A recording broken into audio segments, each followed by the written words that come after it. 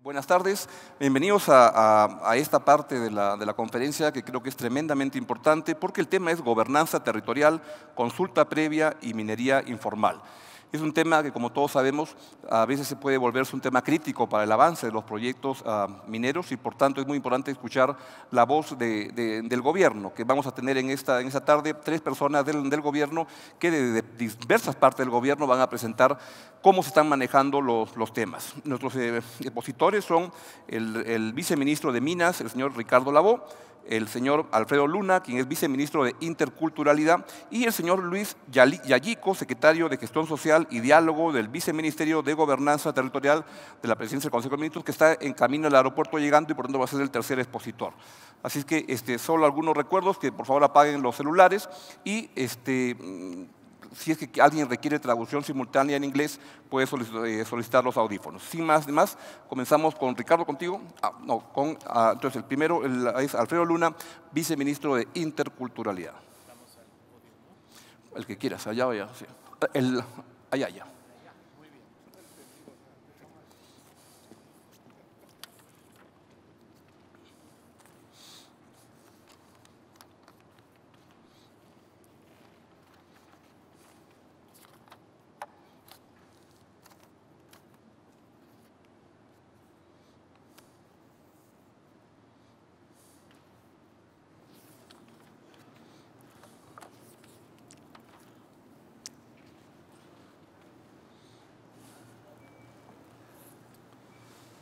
Amigos, amigas, muy buenas tardes. Es para el Ministerio de Cultura un grato honor estar en este evento y siendo acompañado de Ricardo y el representante de la PCM para hablar de tres temas que van en conjunto pero tienen una relevancia cada uno por sí mismo. Para poder hablar del tema que me compete, que es consulta previa, yo quisiera hacer un encuadre de en dónde nos situamos y qué significa para interculturalidad y para el Ministerio de Cultura la minería en nuestro país. Para ello voy a citar una información que he recabado de dos artículos de María Cecilia Villegas en el blog latinoamericano de Foro Económico, en donde hace un análisis sobre el impacto de la minería en la economía y el desarrollo social. Esta información nos va a situar en el marco en el cual nos movemos. Primero, el 11% del PBI lo produce la minería. Más del 50% de divisas son producto de la actividad minera, que contribuye al 20% de recaudación tributaria y genera más de 20.000 millones de dólares en divisas. Con esta exportación, por cada dólar que nosotros tenemos en minería, se generan en actividades directas e indirectas 1.5 dólares. Entonces, la actividad minera es más que relevante para nuestro país. ¿Cómo se relaciona esto con las comunidades campesinas que pertenecen a los pueblos indígenas, amazónicos y andinos? Pues de la siguiente manera.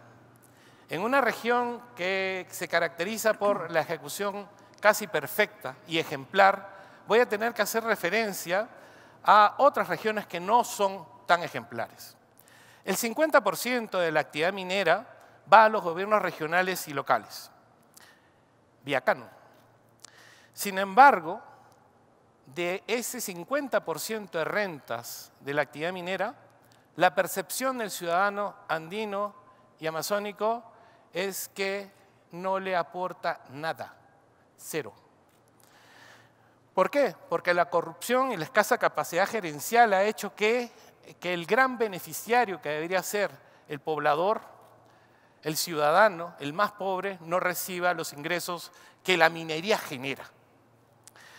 Entonces, es indudable que existe un efecto positivo de la actividad minera que se genera en algunas regiones, pero también que, en este caso, el gobierno en sus entes regionales y locales es incapaz de hacer sentir al ciudadano que esta riqueza es compartida.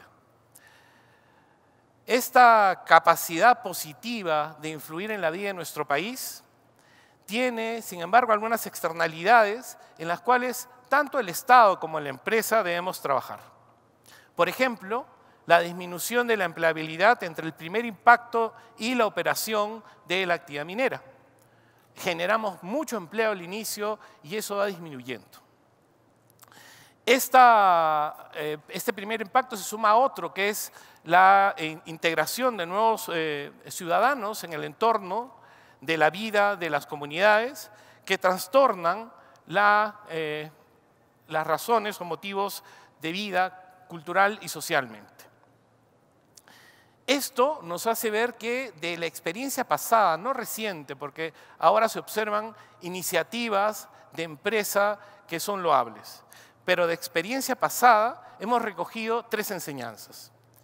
Primero, que los que llegamos al territorio somos, hablando en primera persona, poniéndome en los zapatos de ustedes, somos nosotros y somos nuevos vecinos. Por tanto, la calidad del diálogo que podamos lograr depende de nuestras habilidades para entender que somos nosotros los extraños. Y en ello debemos cambiar esa percepción de ellos, a quienes visitamos. Ellos piensan en forma ilógica y poco racional, cuando en realidad lo que debemos hacer es ver formas de comunicarnos mejor y generar confianza. Porque al final lo que queremos es una relación sostenible. Por otro lado, si anticipamos que hay impactos como el de la empleabilidad, debemos trabajar con nuestros vecinos en prepararlos en lo que va a significar este largo camino juntos. Y por último, una práctica que ya está pasando de lado, es que toda solución informal no ayuda. Generar dependencia no ayuda. Una dependencia es como una adicción. La adicción nunca disminuye. Generar dependencia genera más problemas, puesto que incrementa las demandas y autodestruye la relación, convirtiéndola en una relación perversa. Es por ello que una empresa moderna nos ha demostrado que el desarrollo sostenible es el camino y que el Estado tiene la necesidad y la obligación de hacer su función y no dejar que la empresa lo haga. Es por ello que el desarrollo de nuestro país, hoy más que nunca, depende de esta sinergia positiva entre Estado, comunidad y empresa. Y dentro del Estado hablo de los 3 estamentos, el central, el regional y el local.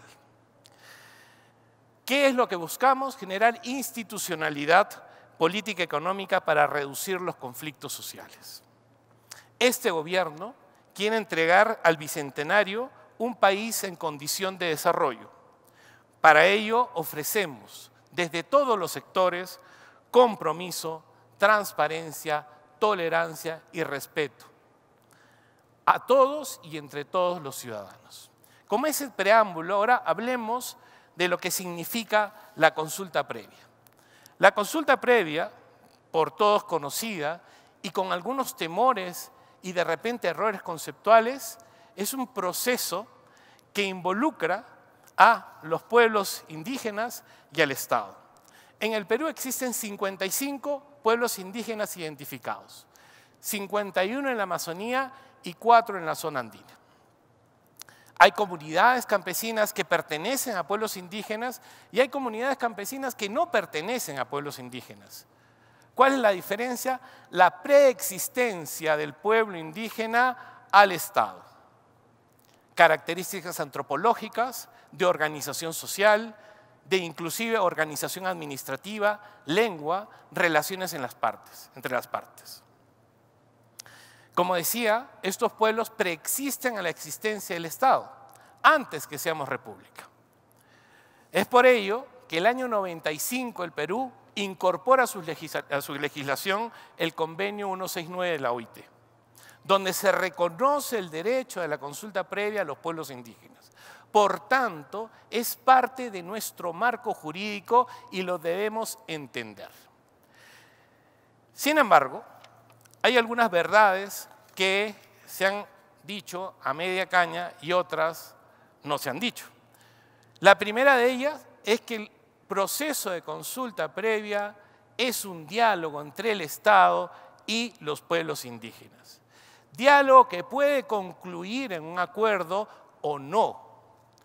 Y si no concluye en un acuerdo, eso no invalida el proceso de diálogo.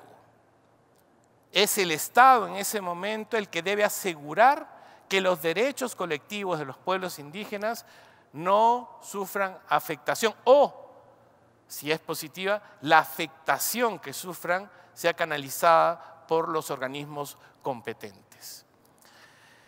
Busca incorporar los puntos de vista de los pueblos indígenas a las decisiones públicas. Sin embargo, no es un veto. El veto desnaturaliza la aplicación del convenio OIT 169 y desnaturaliza el derecho a la consulta previa. Y es algo que debemos tener presente. Si tenemos presente en el Ejecutivo todos los sectores y que debemos tener presentes todos los peruanos. El marco legal de la consulta previa se inicia en el 2011 con la ley y el 2012 con un reglamento que la perfecciona. Se incorpora el 2013 una base de datos que es referencial de pueblos indígenas y comunidades indígenas, que se va enriqueciendo en la medida que los procesos de consulta previa se van realizando. Como les dije hace un momento, el reconocimiento de una comunidad como parte de un pueblo indígena no basta por la autoidentificación de los seres humanos que la componen. Hay un estudio antropológico y hay un estudio social, inclusive ancestral, de costumbres ancestrales que preexisten al Estado, que garantiza que esa comunidad pertenece o no a pueblos indígenas.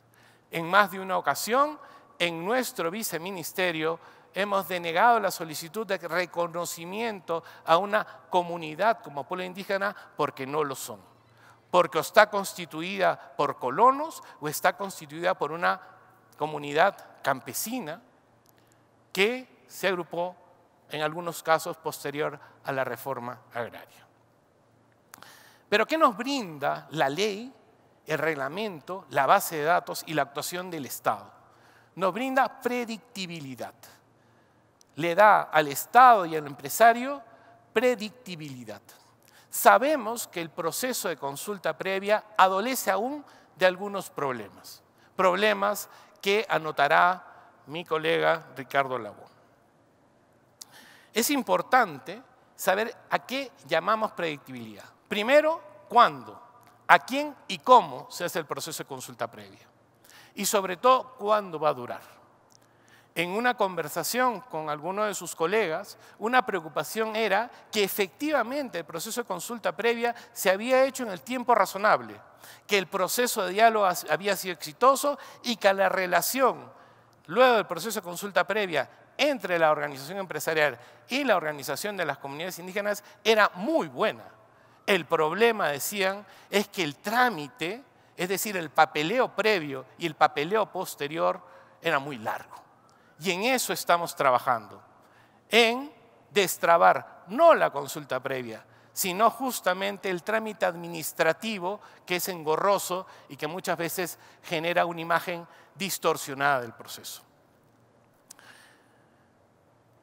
Si solamente viésemos el proceso de consulta como un acto administrativo, perderíamos su esencia.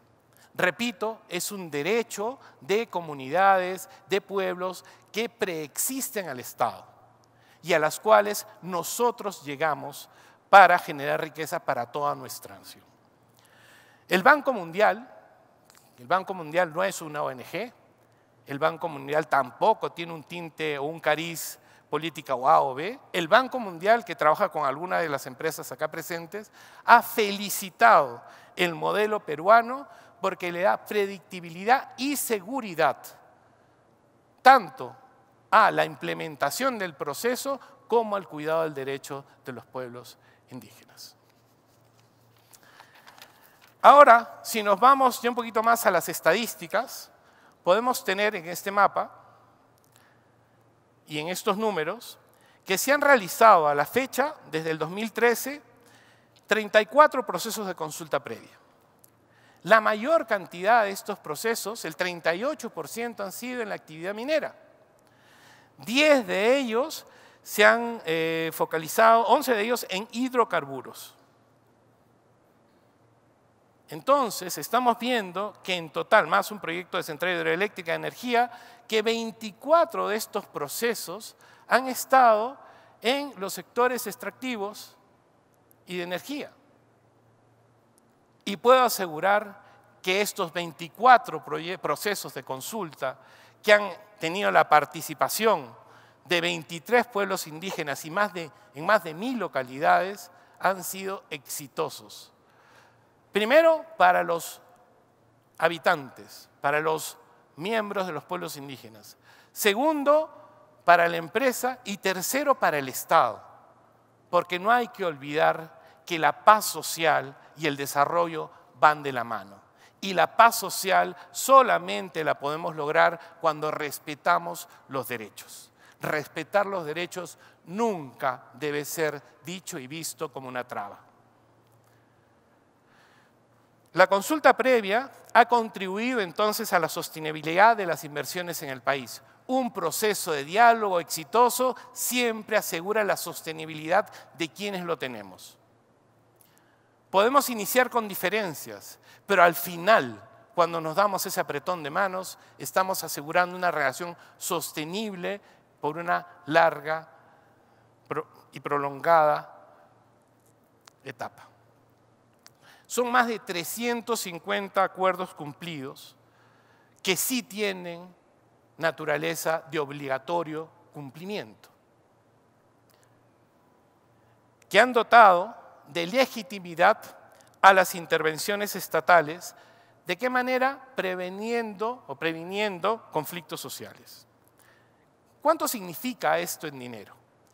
Significa $1.000 millones, más de $1.000 millones en proyectos sostenibles. Y estamos hablando del 2013 a la fecha. Si nosotros quisiéramos ubicar el sector, los procesos de consulta y su ubicación, podemos tener que los 11 procesos de hidrocarburos se han concentrado en Loreto, Ucayali, Madre de Dios, Junín y Huánuco, con una inversión ascendente a $1.150 millones, teniendo en total $1.480 y pico millones el conjunto de procesos de consulta previa que llamamos con inversión sostenible. Algunos de los procesos de consulta previa no han sido de inversión, han estado relacionados a políticas públicas. Por ejemplo, la política de educación intercultural bilingüe. ¿Para quiénes? Para esos más de 3 millones de peruanos que todavía conservan su lengua materna siendo bilingües. Y acá voy a hacer un alto. La lengua no es solamente fonética, la lengua tiene en sí un patrón de relación con la naturaleza particular y especial. Y es ahí cuando les digo, ustedes, nosotros, cuando llegamos a un sitio, llegamos como vecinos y no sabemos cuál es el protocolo de comportamiento. En chiquito, cuando llegan a un nuevo condominio o un edificio nuevo y ustedes son recientes habitantes y tienen ahí 20, 12, 14 o 35 vecinos, no les piden a ellos que se adecúen a ustedes, sino ustedes se adecúan a ellos. Y eso es lo que probablemente no llegamos a entender totalmente. Entonces, podemos decir con estas evidencias que los procesos de consulta no han obstaculizado la inversión en el país. Por el contrario, han generado confianza entre la población, el Estado y esta sostenibilidad beneficia a la empresa.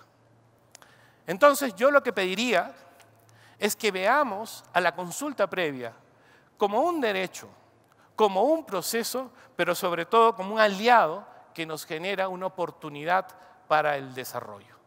Muchas gracias.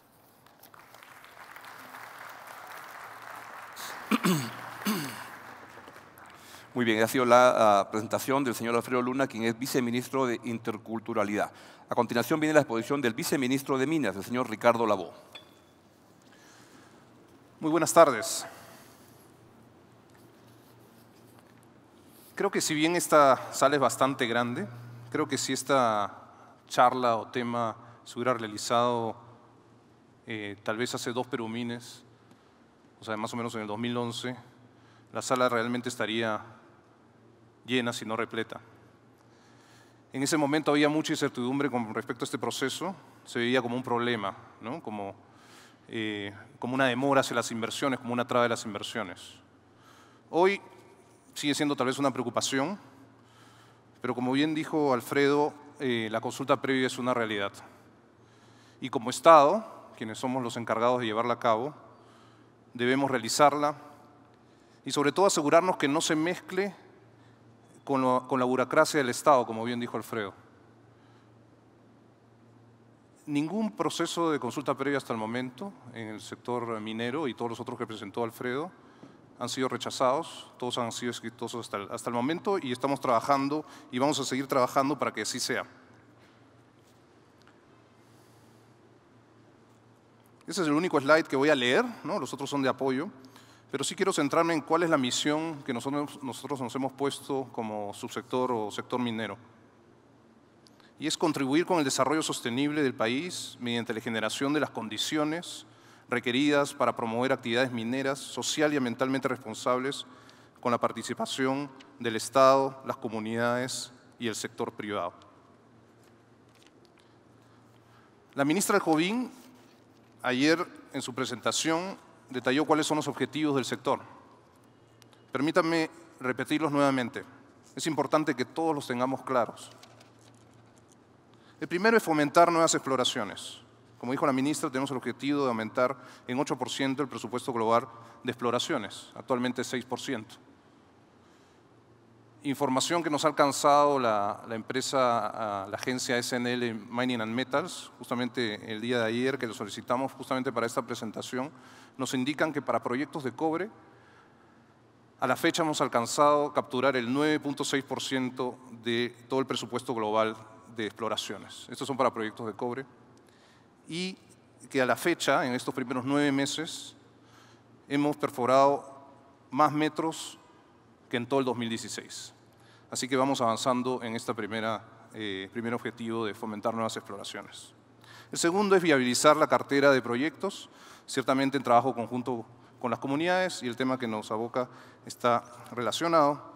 ¿No? Tenemos una cartera que hemos justamente actualizado, ¿no? Los invito a visitar nuestra página web, donde el día de ayer hemos publicado la nueva cartera de proyectos mineros, con una nueva clasificación y unas nuevas fechas probables unos montos y nuevas fechas probables de que salgan dichos proyectos.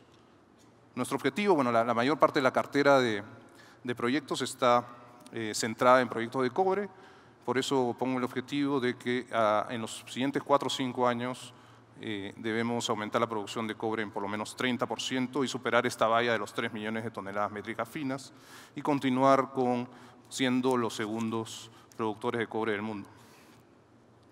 Lo tercero es que la producción actual y futura depende de garantizar la continuidad de las operaciones, y eso tiene que ver no solamente con temas técnicos, sino también con temas de seguridad y también con temas sociales. Y lo cuarto, que es un proceso también ligado al sector minero muy importante, que es la nueva estrategia de formalización minera.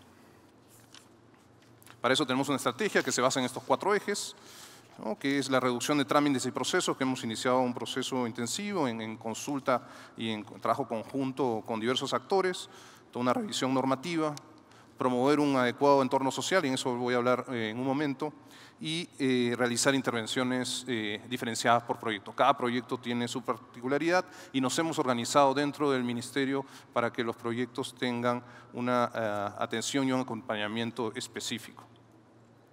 Con respecto al entorno social, ¿cuál es lo que estamos trabajando? ¿Cómo estamos promoviendo un adecuado entorno social? Primero, como ustedes saben, se ha creado el Viceministerio de Gobernanza Territorial, lo cual está permitiendo generar un nuevo sistema de gestión de conflictos, ¿no? Este viceministerio tiene pocos meses aún, pero creemos que tiene los fundamentos necesarios para poder cumplir este objetivo. Lo otro muy importante es que la minería se realiza en las regiones y es muy importante la coordinación y el trabajo conjunto con los gobiernos subnacionales para prevenir y gestionar ciertamente los conflictos, ¿no? Por eso estamos trabajando con los distintos niveles de gobierno en distintos espacios de coordinación. Uno de ellos, que es bastante publicitado, son los foros ejecutivos que se realizan cada 3 meses, por ejemplo, que se discuten una serie de temas. Lo otro que también comentó la ministra el día de ayer es la implementación del Fondo de Adelanto Social. En un momento voy a ahondar en eso. Y un tema muy importante es que anteriormente se criticaba mucho la ausencia del Estado. Luego el Estado vino, hizo una serie de compromisos, pero lamentablemente los incumplió. Entonces, eso es peor que estar ausente, tener deudas. Por eso nosotros se ha hecho a través del Viceministerio justamente de Gobernanza Territorial todo una recuperación de toda la información de los acuerdos que ha asumido el Estado en los últimos años y que no han sido cumplidos para poder asignar los presupuestos y los responsables necesarios para poder entregarlos. También, como se mencionó el día de ayer, se ha creado un grupo de alto nivel para poder hacer seguimiento a todos los proyectos. Con respecto al Fondo de Adelanto Social, esta es una de las herramientas que vamos a comenzar a implementar. Estamos terminando en su estructuración, pero ya tenemos a través del presupuesto para el próximo año un fondo de por lo menos 50 millones de soles, que ese es un fondo inicial, ¿no? Puede parecer pequeño, pero es un fondo inicial que va a permitir justamente crear las condiciones sociopolíticas que necesitan y los entornos adecuados que necesita el desarrollo de los proyectos mineros, ¿no? Los proyectos mineros, a diferencia, o la actividad minera, a diferencia de otras actividades, ¿no? Como una actividad comercial, ¿no? Un centro comercial lo puedes mudar a otro distrito, una mina no la puedes mudar, entonces necesitas el entorno social adecuado para poder realizarlo, ¿no? El objetivo es justamente actuar preventivamente donde se van a desarrollar estas actividades y generar esta confianza y trabajar junto con las empresas y las comunidades. Consulta previa. Lo ha mencionado Alfredo. Este es el proceso que actualmente seguimos, las etapas del proceso que seguimos para llevar a cabo el proceso de consulta previa, ¿no? En general toma 120 días. Ahorita voy a mostrar que lamentablemente ese tiempo no se ha estado cumpliendo, pero estamos trabajando justamente para, como dije al comienzo, no mezclar la parte burocrática con la parte de consulta previa en sí. Esto lo mostró también Alfredo, cuáles son las consultas previas. Lo importante es cuáles son los montos, perdón, los plazos y los proyectos que se han consultado, ¿no? Ahí está la lista exactamente, ¿no? Y esto es totalmente información pública, la pueden revisar en nuestra página web, ¿no? Cuáles son los proyectos, las empresas mineras, los plazos que ha tomado. Y efectivamente, como ven ahí, no ha tomado 120 días. ¿No? Hay plazos extremos, ¿no? De hasta 23 meses, casi 2 años, ¿no? Pero por eso estamos trabajando, y ahorita lo vamos a ver en un momento, con diversos actores para poder optimizar este proceso. Estos están a lo largo del país, ¿no? Y hay algunos concluidos y otros en proceso. ¿Qué es lo que estamos haciendo actualmente para mejorar justamente y optimizar el proceso de consulta previa? Y nuevamente, esto no es la parte de consulta en sí, porque la consulta debe tomar lo que está establecido, pero sí eliminar cualquier tema burocrático que se mezcle. Para eso hemos creado un grupo, estamos trabajando con Alfredo y su equipo y también con el Viceministerio de Energía, con el propósito de determinar cuál es la mejor oportunidad de la consulta previa. Asimismo, estamos revisando la normativa y vamos a proponer una ventanilla única del procedimiento de consulta previa, ¿no? De manera que se optimicen los plazos y se asegure la eficiencia en el proceso. Lo otro también, aprovechando el gobierno electrónico, ¿no? Se va a diseñar una plataforma informática que va a permitir gestionar justamente el conocimiento de los procesos que ya se han llevado a cabo y aprender de ellos. Lo otro es que no deberemos esperar que necesitamos ser mucho más proactivos, ¿no? Y estamos planteando también, y eso va a requerir algunos cambios normativos, de identificar cuáles son los proyectos y las zonas en donde hay posibles desarrollos mineros y no esperar a que las empresas soliciten la caracterización y antes que se realice esa solicitud, ¿no? Poder haber identificado cuál es el pueblo indígena y así vamos a ganar algunos meses para poder comenzar a hacer la consulta previa. Eso con respecto a la consulta previa y lo que venimos trabajando. Otro tema muy importante para nosotros, que es un reto para el viceministerio y para el equipo. Tenemos un equipo bastante comprometido que ha crecido en los últimos meses, justamente porque tenemos que atender a todo el Perú y también buscar formalizar a más de 50.000 mineros en proceso de formalización. Y cada uno necesita, y vamos a ver, hemos dividido el trabajo en conglomerados y cada uno tiene una realidad distinta, entonces necesita una atención prácticamente personalizada. Este proceso, y hay que decirlo, ha fracasado en los últimos 15 años. Nosotros encontramos un proceso totalmente paralizado, donde se habían formalizado, si bien se habían inscrito en este proceso de formalización más de 70.000 mineros, al 2014 se habían formalizado 0. Nosotros encontramos un poco más de 100 mineros formalizados y este proceso de 14 años, ¿no?, lento y engorroso, ¿no?, donde se crearon distintos registros, donde no se cumplían plazos, siempre se ampliaban plazos, generó que los gremios y los mineros se sientan desmotivados y haya una desconfianza en el proceso. También hubo empoderamiento de los gremios y dirigentes que son contestatarios y politizados, ¿no? Y se modificaban, como mencionaba, a cada rato los plazos, son prórrogas de prórrogas de prórrogas, lo cual desincentivaba justamente la formalización. ¿Qué hemos hecho nosotros? Tenemos una nueva estrategia que se basa en 4 temas. Hemos hecho cambios legislativos desde fines del año pasado, hay un liderazgo, focalización y gestión por resultados. Hemos realizado una serie de cambios legislativos, lo que busca es simplificar y hacer mucho más fácil de acompañar a los mineros en proceso de formalización. Aquí no queremos perseguir a los mineros en proceso de formalización, sino ayudarlos a que se formalicen justamente.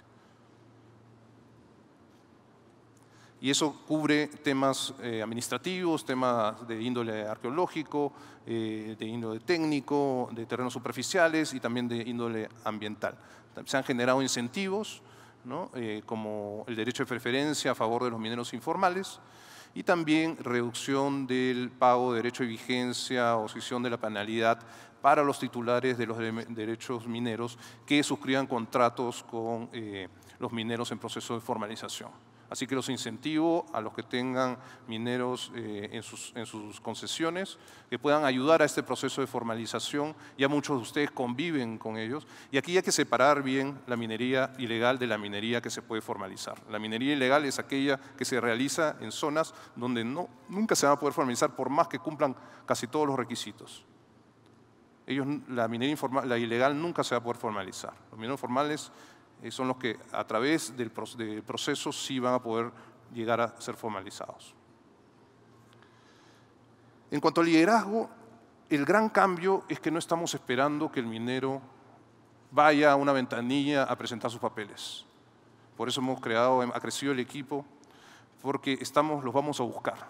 Y ahí estamos trabajando también con los gerentes o los directores regionales, porque este es un trabajo también, hay que ser bien claros, que el gobierno nacional tiene la competencia de hacer la normativa, pero la implementación está en manos de los gobiernos regionales. Sin embargo, no contentos con eso, y es el compromiso que tenemos como gobierno, es trabajar con los gobiernos regionales. Y ahora voy a mostrar, justamente aprovechando que estamos en Arequipa, cómo venimos trabajando con el gobierno regional de Arequipa y estamos teniendo resultados muy positivos.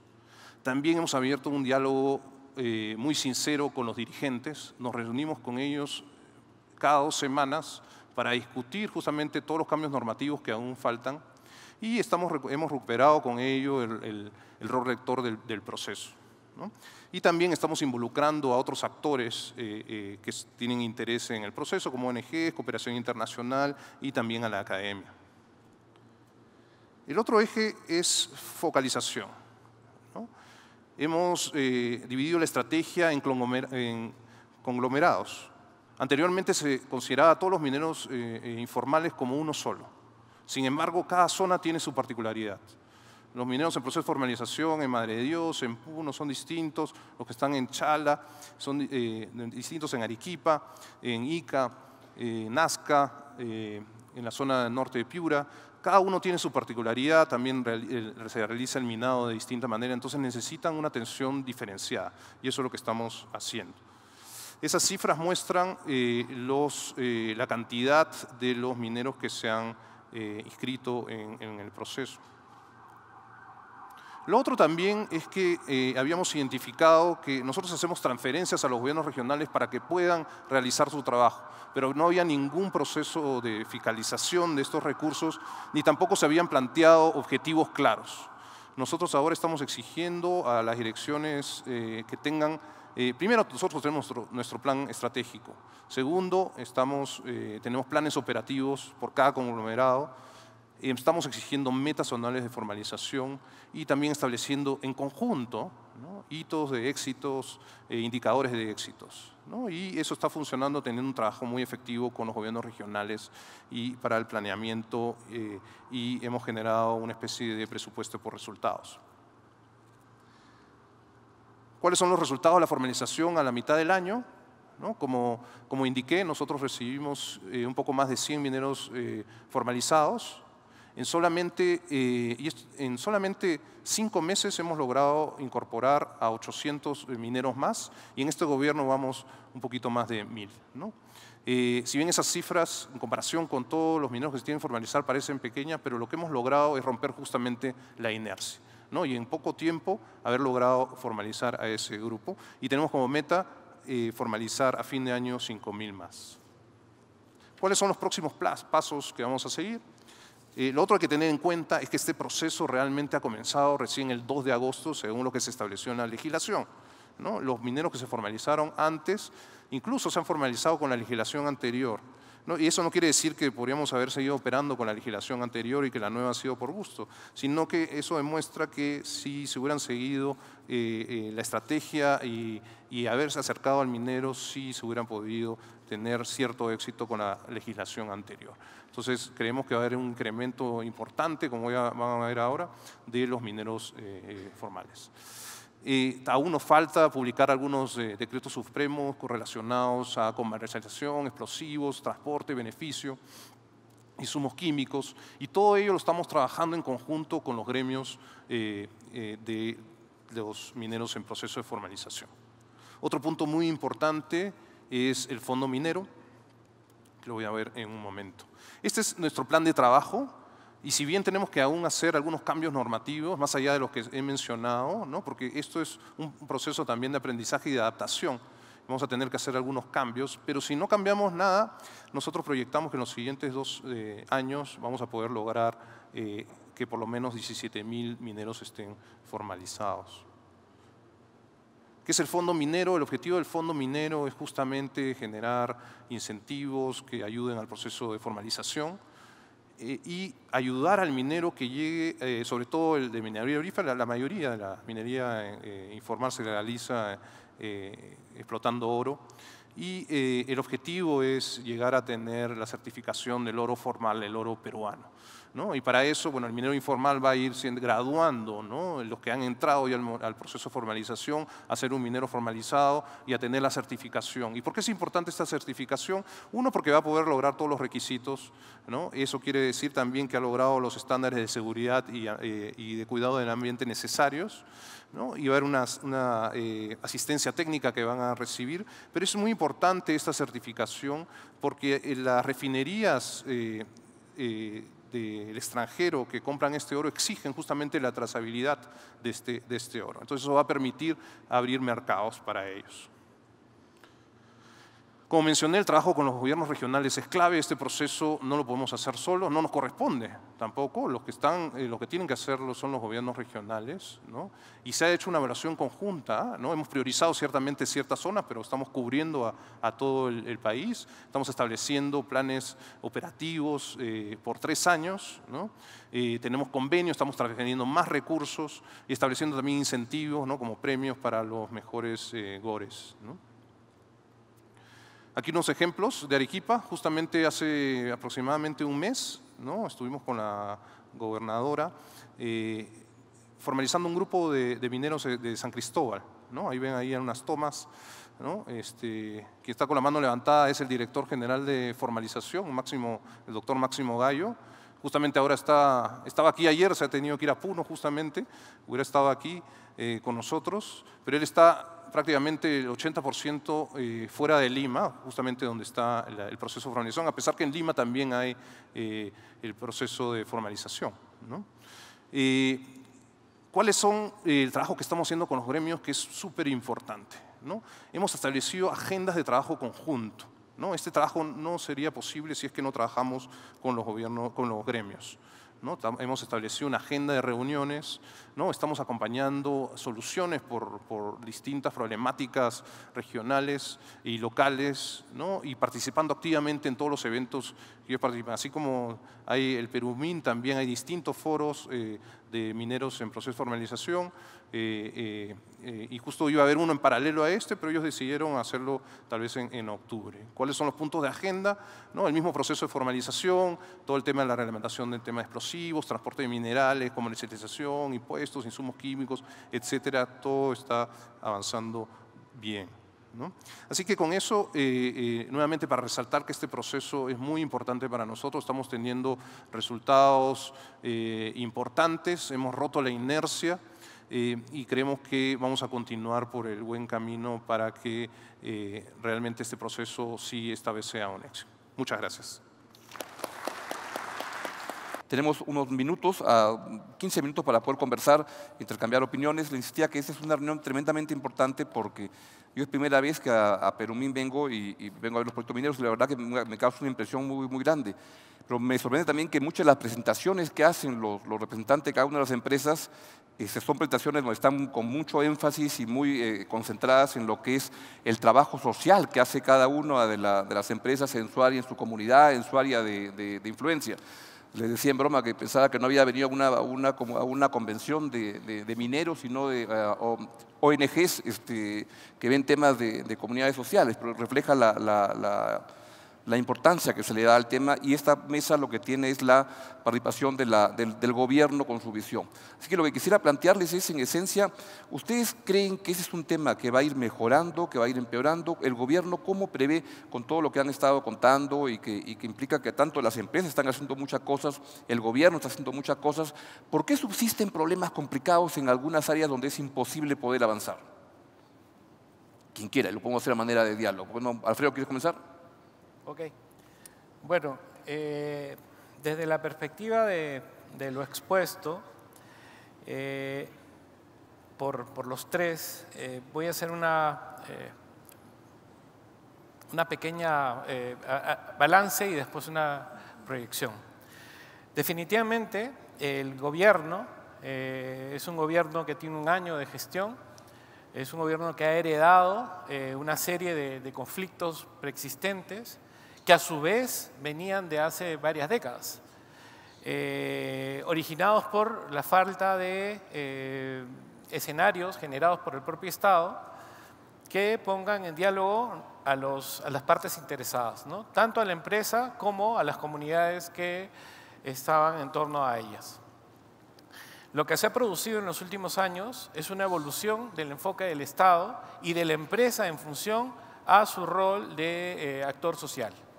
Primero, el Estado ha generado espacios, como lo acabamos de ver, de diálogo y participación, y la empresa también ha hecho sus propios esfuerzos para acercarse a la organización local.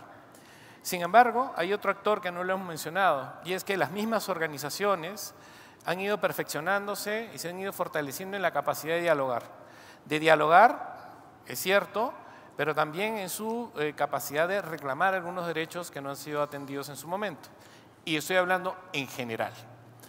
Entonces, ahora el Estado tiene a un interlocutor que está más preparado, tiene a una empresa más comprometida con el entorno y, por tanto, se exige a tener una articulación interna que es mucho más sólida. De nuestra experiencia en los últimos meses, el hecho de haber generado una nueva forma de espacios, como ustedes ven en la exposición de nuestro querido amigo, teníamos ya no un solo tipo de mesas, sino varios tipos de mesas que van discriminando la atención a los diferentes temas y con ello perfeccionando el diálogo. Entonces, cuando tú preguntas ¿a dónde van? ¿Creen que esto va a mejorar? Pero definitivamente va a mejorar.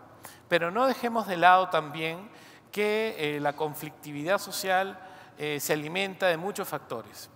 Y uno de ellos es que nuestra pobre democracia hace que la institucionalidad representativa genere la necesidad de líderes políticos y nuevos líderes políticos que requieren asirse a algo que les dé poder. En algunos casos hemos visto que surgen nuevos líderes locales productos de conflictos. Entonces, no necesariamente el conflicto nace de un derecho justo, sino también a veces de una apropiación de un interés político. En el caso de consulta previa, que es un derecho, como les mencionaba, y un proceso establecido, lo que hemos logrado en los últimos 4 años, y valgan verdades, con un esfuerzo magnífico de la gestión anterior del Ministerio de Cultura y luego las gestiones que hemos tenido ahora, es consolidar no solamente el derecho como un elemento de desarrollo, sino también articular con Energía y Minas esta posibilidad de encontrar la participación colectiva de manera directa.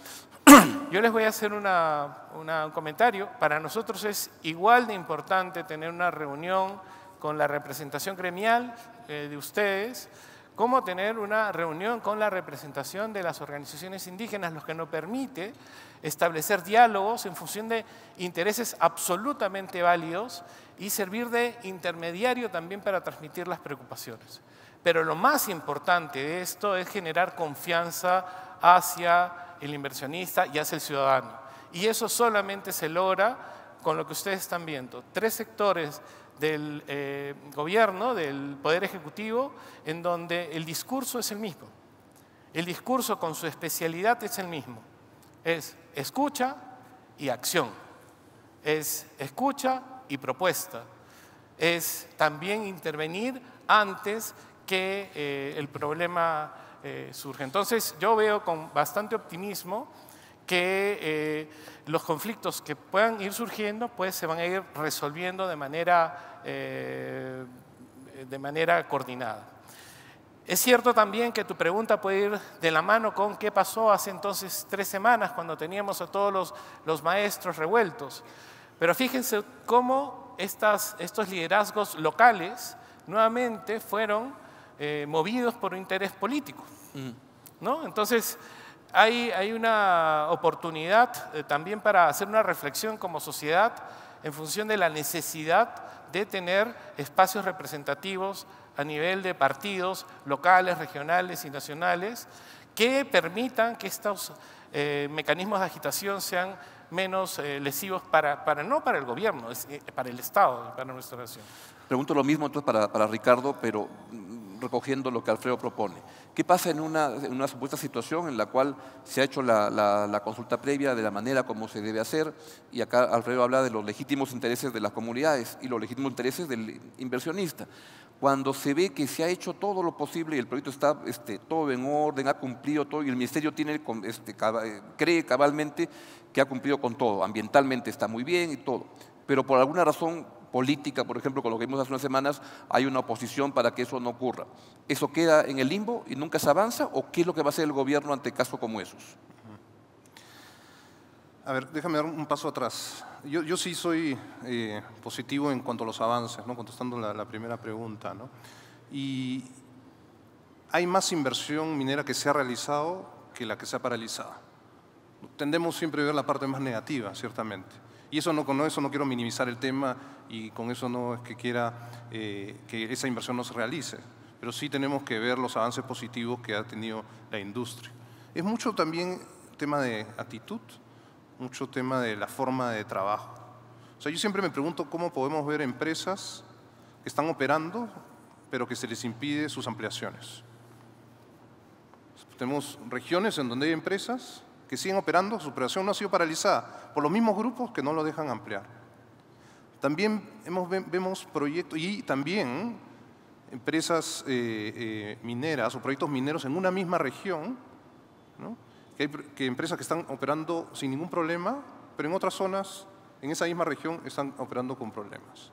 Entonces, es más que lo que yo veo que es, o sea, si bien hay grupos, digamos, como se denomina, antisector, es más muy proyecto específico, ¿no? Y también vemos proyectos que han sido paralizados en etapas muy tempranas en el desarrollo minero. Yo creo que en esos casos ha sido mucho de grupo de empresas que se han querido ir un poco más allá de lo que deberían o podrían haber hecho y no trasladarlo a empresas que sí podrían haber desarrollado el proyecto, ¿no? Y contestando tu última pregunta, el involucramiento, lo que está ocurriendo ahora creo es que hay un involucramiento real del Estado, ¿no? Tenemos una estrategia clara, ¿no? Y hay mucho más coordinación, ¿no? Mucha más coordinación dentro del gobierno, ¿no? Cuando yo ingresé hace 6 meses, un poco más, al viceministerio, sí veíamos mucho trabajo estanco, ¿no? Se nota mucho más coordinación, ¿no? Nosotros mismos hemos creado un grupo de alto nivel para poder coordinar mucho mejor. Y en las primeras reuniones recuerdo que yo preguntaba y decía, bueno, ¿cuántos de ustedes se conocen antes? Y prácticamente ninguno levantaba la mano. Lo otro es la coordinación multinivel, ¿no? Hablamos de los GORES ejecutivos, también hay los MUNIs ejecutivos, ¿no? Y también nos estamos acercando, hay mucho más presencia de nuestros funcionarios en las zonas locales. Pero sobre todo, no solamente es presencia, pero como mencioné en mi presentación, es cumplimiento de esos compromisos. De nada sirve, porque eso es lo que ha creado frustraciones anteriormente. Se ha perdido confianza por prometer y no cumplir. Nosotros tenemos ese compromiso de tener presencia y cumplir con lo prometido. Como conversábamos rápido antes de comenzar las presentaciones, prácticamente el 80% de las reuniones que yo tengo en mi oficina son de temas no técnicos, ¿no? Eso refleja tu observación del inicio, ¿no? De lo que habíamos observado, que la mayoría de las presentaciones que ves parece una convención no minera, ¿no? Pero esa es la realidad del sector. Los temas técnicos, los temas económicos, los temas financieros, creo que tenemos bastante expertise y resolución, pero nos estamos enfrentando y hemos tenido muchas lecciones aprendidas, tanto desde el sector privado como desde el gobierno. Yo sí veo avances ciertamente positivos, ¿no? Y en la misma línea para Luis, Alfredo, yo por quiero favor. completar tu pregunta. ¿Qué pasa si un proceso de consulta se realiza de manera excelente, el proceso de diálogo llega a su culminación y hay algunos acuerdos y otros puntos no llegan a acuerdo? Pues el proceso de consulta es certificado por el Ministerio de Cultura porque se han cumplido una serie de requisitos para que el diálogo se asegure. Primero, la identificación de la medida. Segundo, la identificación de los pueblos indígenas que van a participar en el diálogo. Luego, la divulgación o publicidad de la medida en las comunidades, no solamente en los representantes. Y un proceso de diálogo que se asegura con actas que ha habido una permanente participación. Al final del diálogo pueden o no pueden haber acuerdos, pero eso no invalida el proceso de consulta. No. Entonces, como todo ya acto administrativo, pues llega a su fin. El sector proponente dice, acá esto ha culminado, hay tales acuerdos y tales no acuerdos, y por tanto la consulta tiene validez. Lo que debemos entender que aquí también hay un tema de autoridad del Estado. Cuando las cosas se cumplen, pues hay que ejecutarlas. Ahora, ¿puede haber algún molesto? No quiero ser irónico, pero en ese caso, ¿a quién llaman? Al viceministro del Interior. ¿Por qué? No sé si no llegan a tener ese acuerdo. Lo que pregunto, tú dices, ¿han cumplido con los acuerdos? ¿Está todo en orden? Si luego de ello hay una protesta ciudadana, Claro, porque consideran... miren, en los casos que hemos tenido con una consulta en pañales, podemos decir, no han habido estos problemas de protestas. Los problemas que han surgido posteriormente son revísennos la consulta de hace 5 años, porque esa es otra cosa diferente. Pero al finalizar el proceso, y por eso nos aseguramos que participen en el diálogo. Ojo, esto no se trata de yo perdí y pateo el tablero. No, claro. yo participé en el diálogo con el Estado, no con la empresa, con el Estado, y llegamos al final. Ello no significa que forzosamente se incorporen pedidos que no puedan ser adoptados también por el Estado. Entiendo. Pero cuando te digo autoridad no se llama a las Fuerzas Armadas, oiga, ya, listo. No, ahí, para eso el Estado tiene una estrategia que está vinculada a que el diálogo debe culminar de manera adecuada y amigable, ¿no? Y ahí, más que el Estado, entra la Secretaría de Gobernanza para que todo termine en un apretón. Y que le quiero agradecer mucho a Ricardo Labó, viceministro de Minas, a Alfredo Luna, viceministro de Interculturalidad, y a Luis Yaldico, secretario de Gestión Social y Diálogo del Viceministerio de Gobernanza Territorial de la PSM. Muchas gracias.